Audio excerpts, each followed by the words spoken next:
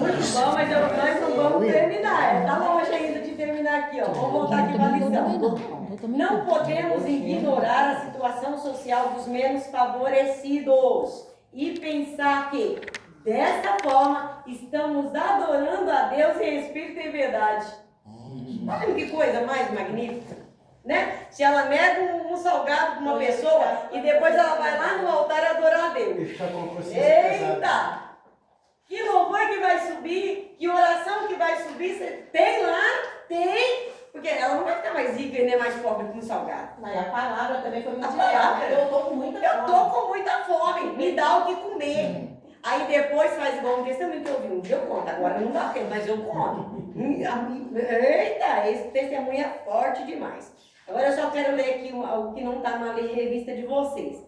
A igreja primitiva enfrentou desafios internos que exigiram sabedoria para manter a unidade. Quem responde para mim, sem ser o pastor Zezinho, o que é unidade? Conjunto de pessoas. Conjunto de pessoas. Unidade. União. União. Isso, união. Né? Então eles precisavam de quê? Para vencer esse desafio, enfrentar esse desafio internos que estava dentro da igreja, eles precisavam de sabedoria para manter a unidade. Porque aquele que vem e não tem a sabedoria de Deus, em vez de ele juntar, ele vai fazer o quê? Ele vai espalhar. Tá entendendo? Alguém está entendendo? Amém. Diga amém. Amém. Glória. Eu gosto disso. Vamos para o top 2, senão não termina. A delegação de tarefas. A delegação de tarefas. Essa parte também é muito importante para todos nós. Para mim, para vocês, para todos. Não acha que eu não preciso aprender, porque eu preciso, tá, gente? Estou aqui na dispensação do Espírito Santo. O ministério da oração e da palavra. Diante do conflito, os apóstolos perceberam que a parte da comunidade que estava sendo negligenciada precisava de cuidados. Contudo, eles também perceberam que não podia problema sem criar um outro problema. Ou seja, tem um problema dentro da igreja. Se o pastor Zezinho não tiver, o pastor líder não tiver sabedoria para lidar com aquela situação, ele arruma um outro problema. Então ele precisa buscar de Deus, orar a Deus, para que o Espírito Santo de Deus conduza ele a resolver um problema sem arrumar um outro problema. E a maioria das vezes a tendência é arrumar um outro problema. Porque quando se lida com o ser humano, a tendência é resolver um problema. Hoje eu tentei resolver um problema desse tamanho que virou um mundo de problema. Um tamanho de problema que me tirou a paz a tarde inteira. Eu tive que orar, repreender o Satanás e dizer para ele, na minha casa, Satanás, você não vai fazer bagunça aqui não. Na minha casa não. Mas mesmo assim, fiquei assim, fazer aqui na pastor Zezinho, quase que para chutar o barco. A gente é humano, gente. A gente é o que eu digo aqui, ó, a gente é espiritual, mas a gente também é humano. Se cortar aqui sai sangue. E, né? E dói, né? E dói muito. Você dá um prato de comida para alguém, quando você vira as costas, tá te punhalando pelas costas. E isso dói, isso machuca, e nós somos humanos. Aonde eu parei? Quem pode me dizer onde eu parei? Delegação, não é? Isso. Aqui é sem um problema sem criar outro. Cuidar dos mais necessitados era uma missão urgente da igreja. Mas os ministérios da oração, a pregação da palavra de Deus também o era. Ou seja, a igreja tinha um problema, aparentemente era um problema financeiro, né? Com os menos favorecidos. Era uma igreja que não podia suprir as necessidades daqueles que não tinham muita coisa para se sustentar. Mas a pregação da palavra também era, e era uma das prioridades, mas eu não posso suprir a necessidade da igreja na palavra, mas também deixar outra parte de qualquer jeito. Eu preciso tampar um buraco aqui e tampar um buraco aqui para que o diabo, o inimigo da nossa alma, não entre e faz uma bagunça. Porque se eu deixar se eu cobrir aqui no mundo espiritual, pregar para a igreja a palavra, mas também deixar um outro lado social de qualquer maneira, vai virar um problema. Porque a igreja precisa estar certa, alicerçada naquilo que Deus, porque igreja é igreja. É igreja que é casa de Deus. Ter união. Exatamente, é na união que Deus opera um milagre. Mas o ministério da oração e a pregação da palavra de Deus também o era. Está em Atos 6, 4. Portanto, a parte social como a devocional e a evangelística fazem parte de uma única missão da igreja. Poderíamos dizer que são os dois lados de uma mesma moeda. Cuidar dos necessitados é importante, igualmente importante é a oração e a evangelização. Quer dizer, nós precisamos fazer tudo. Não dá para nós fazer uma parte e deixar outra. Nós prega a palavra, mas nós não vai atrás dos necessitados. Nós prega a palavra, mas nós não vai evangelizar. Nós prega a palavra, mas não tem oração. Aí a balança está assim, ó. Desse jeito. Precisamos ter o que eu disse lá atrás? Mesmo nível, né? Equilíbrio. Se não tiver equilíbrio, uma parte vai desar. Quem está entendendo, diga amém. Amém. Oh, glória. Então nós precisamos fazer tudo. Fazer a oração, a pregação, a evangelização e cuidar dos menos favorecidos. Não está fazendo, né? Hã? Não está fazendo nada disso. Não, por causa que a minhoca está gravando. Dessa forma. Misericórdia. Não há conflito entre tarefas. Tem sim. É muito. Não há conflito entre tarefas. Não podemos ler Atos 6 como se o ministério da oração e da pregação estivesse em oposição com o ministério de serviço social. Não há essa contradição onde um é considerado mais espiritual e o outro menos. Tudo faz parte de uma única missão da igreja. Eu vou recapitular aqui. Quem entendeu essa parte? Não podemos ler Atos 6 se o ministério da oração e da pregação estivessem em oposição com o ministério de serviço social. Não há essa contradição, onde um é considerado mais espiritual e o outro menos espiritual. Ou seja, um é mais necessário e o outro é menos necessário. Tudo é necessário dentro da casa de Deus. Tudo. A oração, a evangelização, a cura, a libertação, a área social, tudo tem que abranger tudo. Nós precisamos ser corretos em tudo, se quisermos uma igreja cheia do Espírito Santo. Amém?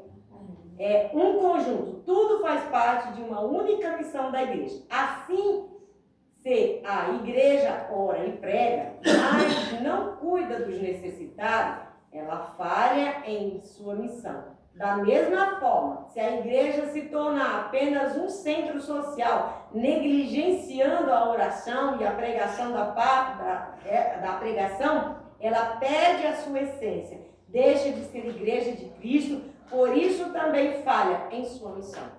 De qualquer jeito, nós precisamos ser um conjunto, um equilíbrio. Não dá para fazer menos para uma parte e deixar a outra destapada. Não dá para fazer uma e não fazer na outra nada. Nós precisamos ser cristão, correto diante de Deus, fazer a obra de Deus por completa. Porque naquele grande dia, preguei em teu nome. Afasta de mim que eu não te conheço.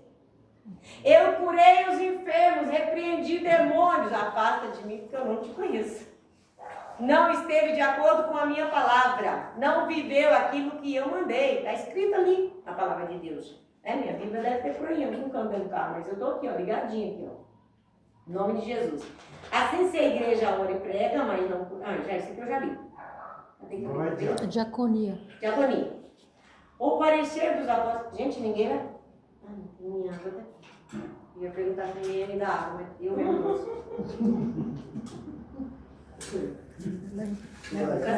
Leva água para a irmã. O parecer dos apóstolos foi que... O parecer dos apóstolos foi que eles constituíssem pessoas habilitadas. Foi qualquer pessoa? Não, foi pessoas habilitadas sobre o que eles denominaram de este importante negócio. Atos 6:3. É, portanto, uma referência ao serviço diacônia. Obrigada, querida. Identificado no versículo 3, como servir às mesas. Atos 6:3. A palavra diaconia tem a ver mais com a função do que a forma. Aleluia. Assim, em Atos 6, o que está mais em destaque é a função exercida pelos 7 diáconos, do que o cargo ou ofício ocupado por eles. Ou seja, estar a serviço de Deus é o mais importante do que a função que eles exerciam. Estar na obediência de Deus. Identificar o versículo 6 como servir à mesa. A palavra diaconia tem a ver mais com a função do que com a forma. Assim, em Atos 6, o que está mais em destaque é a função exercida pelos 7 diáconos do que o cargo ou ofício ocupado por eles. Ou seja, é mais importante obedecer do que sacrificar. Né? Então a gente precisa ficar atento a esses pequenos detalhes, né? Às vezes a gente faz tanto de um lado e não faz de outro, né? Aí a balança fica desequilibrada. Não tem, a gente precisa viver no equilíbrio, fazer tudo correto diante de Deus. O contexto favorece esse entendimento. Contudo, essa narrativa bíblica fundamenta a instituição do diaconato cristão. Outro assim, com as qualificações bíblicas exigidas pode trabalhar. Ou seja, homem íntegro, homem capacitados, homem honestos, escolhidos a dedo por Deus e cheios do Espírito Santo. Não é de qualquer coisa. Você não pega um diácono lá de fora e bota aqui em cima do altar, ou para servir Santa Ceia, ou para servir a mesa que era Santa Ceia. Não era uma mesa de Santa Ceia, mas era uma mesa na qual eram distribuídos alimentos para as pessoas menos favorecidas. E aí eles queriam que os que estavam pregando a palavra de Deus deixassem de pregar a palavra de Deus para ir servir a mesa. Eles falaram, não, procura alguém que possa fazer isso. Levante alguém. E levantaram 7. Cheios do Espírito Santo, para fazer esse serviço. Por isso eles conseguiram resolver o problema, porque eles foram orar e resolver o problema. E deu super certo. Amém? Eu estou no... Do 3 agora. No 3, né?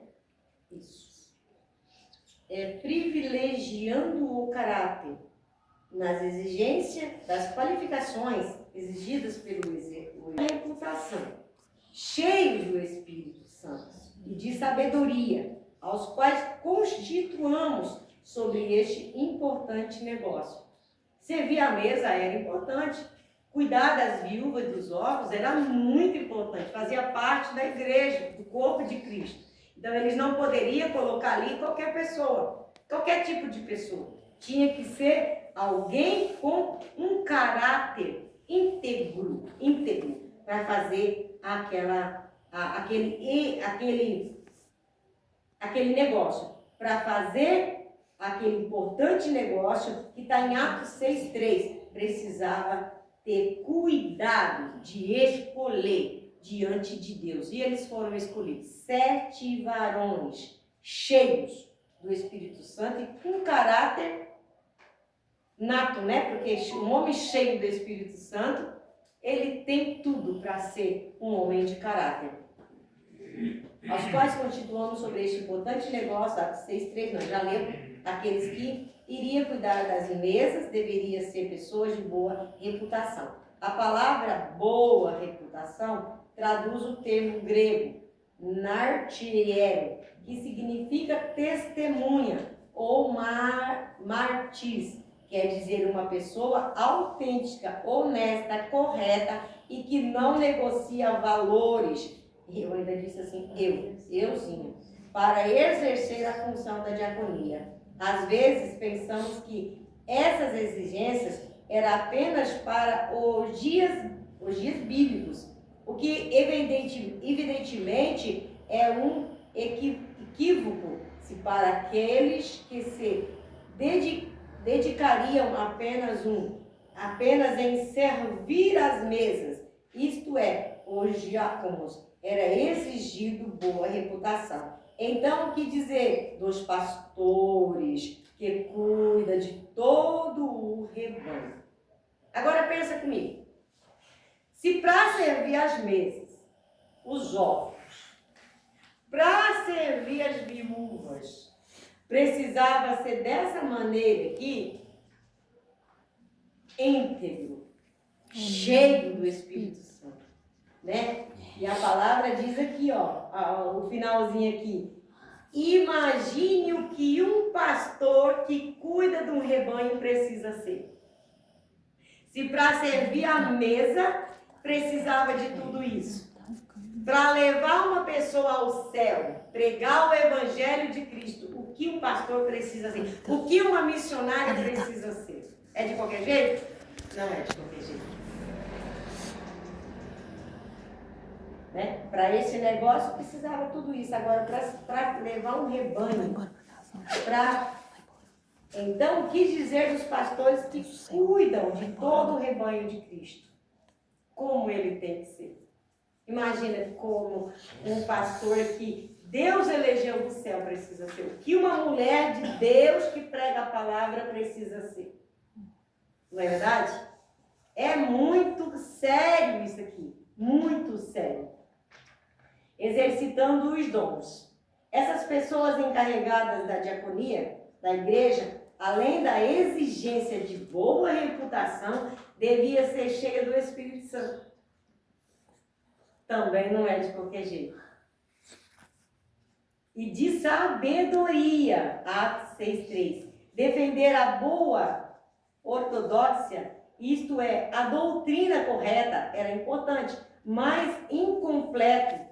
Era necessário que essas pessoas também fossem cheias do Espírito Santo e de sabedoria. É possível uma pessoa ser ortodoxa, eticamente irrepreensível, contudo não ser quebrantada e nem possuir fervor espiritual? Da mesma forma, é possível uma pessoa exercitar os dons espirituais, contudo não ter sabedoria nenhuma. Uma coisa não pode funcionar sem a outra.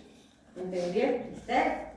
O ideal de Deus é que o cristão viva corretamente, exercitando os dons espiritual com sabedoria no exercício da diaconia, seja no exercício da diaconia, seja na pregação da palavra, no louvor do hino da harpa, na limpeza da casa de Deus. Tudo precisa estar cheio do Espírito Santo. Cheio, não é de qualquer jeito. Precisamos viver dessa forma, se queremos agradar a Deus. Não dá para mim ser relaxado, não dá para mim viver pregando de qualquer jeito, não dá para mim pregar aquilo que eu quero pregar. Não dá, eu tenho que pregar aquilo que o Espírito Santo me dá. Para Ele me dar, eu tenho que estar de joelho, descer na olaria de Deus, buscar revelação, buscar entendimento da palavra. Ser uma pessoa cheia do Espírito Santo, buscando em oração, descendo, se humilhando diante de Deus, né? Porque a gente precisa ter sabedoria até para falar com uma pessoa. Porque se você falar uma palavrinha ou até uma vírgula, ela vai entender tudo ao contrário. O diabo distorce tudo, né? E põe todo o nosso trabalho a perder. Perde uma alma assim, ó. Cadê as pessoas que estavam aqui na igreja? Há 1 mês atrás, 2 meses atrás, né? Não teve sabedoria, dispersou tudo. Dispersou tudo, né? Eu sou, eu posso, eu faço, acontece. Aconteceu o quê? Uma devastação. E isso sim aconteceu, né? Mas maior é Deus. Amém. Deus, ele é maior em todas as suas, em toda a tua palavra. Ó, a escolha dos diáconos seguiu critérios espirituais, destacando caráter, fé, compromisso cristão e fervor espiritual. Não está na tua revista, só está na nossa. Vou ler de novo. A escolha dos diáconos seguiu critérios espirituais, destacando caráter, fé, compromisso cristão, fervor espiritual. Sem isso, essa igreja teria virado uma grande bagunça, né? Que é onde tem o ser humano e não tem o espiritual, o caráter, a fé e o compromisso, vira uma baderna. E nem é uma baderna santa, porque não existe baderna santa. É uma baderna mesmo. E aí não tem como fazer nada. Sabe por quê? Porque o Espírito Santo ele não desce, ele não se manifesta num lugar que está bagunçado. Primeiro conserta a bagunça, conserta o altar e aí Tudo sim, tá certo. né? É muito sério isso aqui. E aí nós vamos para a conclusão? Quem entendeu?